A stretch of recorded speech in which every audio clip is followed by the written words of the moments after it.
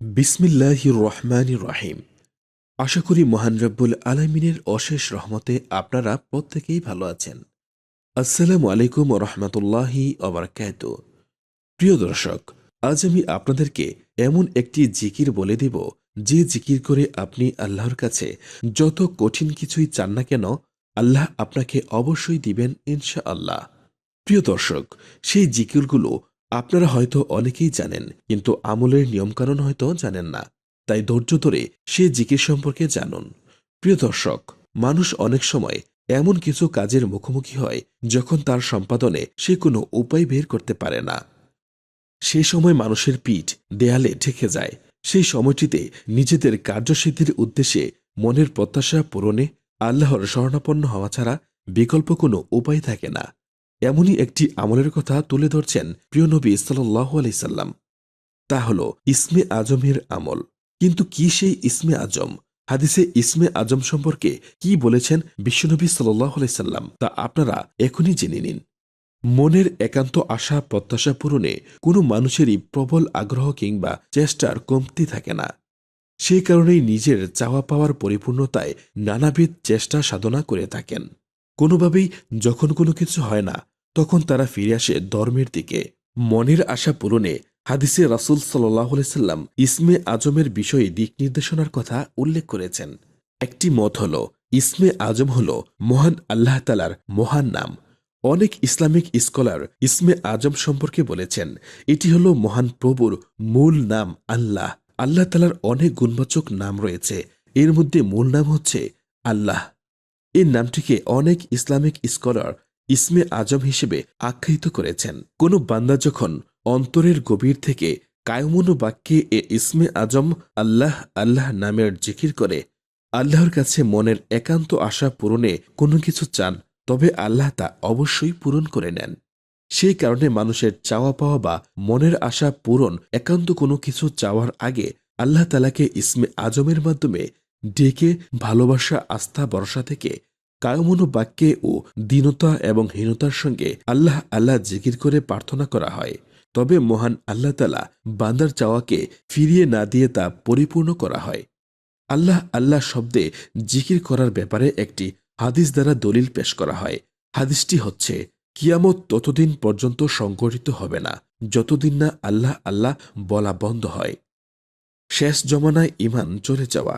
এর উত্তর হিসেবে বলা যায় যে, উক্ত হাদিসটি অন্য শব্দে এভাবে বর্ণিত হয়েছে, কিয়ামত ততদিন পর্যন্ত সংঘটিত হবে না যতদিন লা ইলাহা ইল্লাল্লাহ বলা বন্ধ হয়। এই হাদিসগুলোর অর্থ অত্যন্ত স্পষ্ট যে, কিয়ামত এমন এক সময় সংঘটিত হবে যখন পৃথিবীর বুকে এমন একজন মানুষও বিদ্যমান থাকবে না যে লা ইলাহা ইল্লাল্লাহ বা আল্লাহ শব্দটি মুখে উচ্চারণ করে। সব মানুষ যখন আল্লাহকে বলে শিরক, কুফরি, নোংরামি ও নানা পাপাচারে ডুবে যাবে, তখন এ সকল নিকৃষ্ট মানুষের উপর কিয়ামত সংঘটিত হবে। উক্ত হাদিস থেকে আল্লাহু আল্লাহ জিকির করার বৈধতা আদৌ প্রমাণিত হয় না। তাছাড়া কোরআনের একটি আয়াতের মাধ্যমেও এরূপ জিকিরের বৈধতার ব্যাপারে দলিল পেশ করা হয়।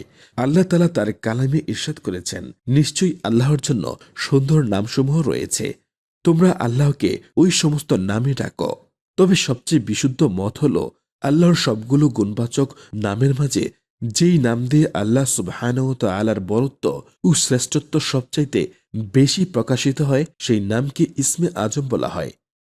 আল্লামা মুহাম্মদ বিন সালেহ আল ওসাইমিন রহিমাহুল্লাহ বলেন, ইসমে আজম হচ্ছে আল হাইয়ু অর্থাৎ চিরঞ্জীব এবং আল কাইয়ুম অর্থাৎ চিরস্থায়ী।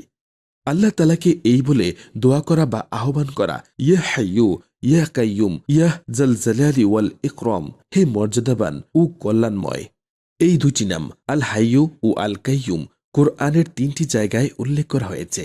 ইসমে আজম রয়েছে আয়াতুল কুরসির মাঝখানে। আল্লাহু লা ইলাহা ইল্লা হুয়াল হাইয়ুল কাইয়ুম অর্থাৎ আল্লাহ, তিনি ছাড়া আর কোনো উপাস্য নেই, তিনি চিরঞ্জীব, চিরস্থায়ী। ইসমে আজম রয়েছে সূরা আলে ইমরানের 2য় আয়াতে, আল্লাহু লা ইলাহা ইল্লা হুয়াল হাইয়ুল কাইয়ুম, এবং সূরা তোহার 111 নং আয়াতে।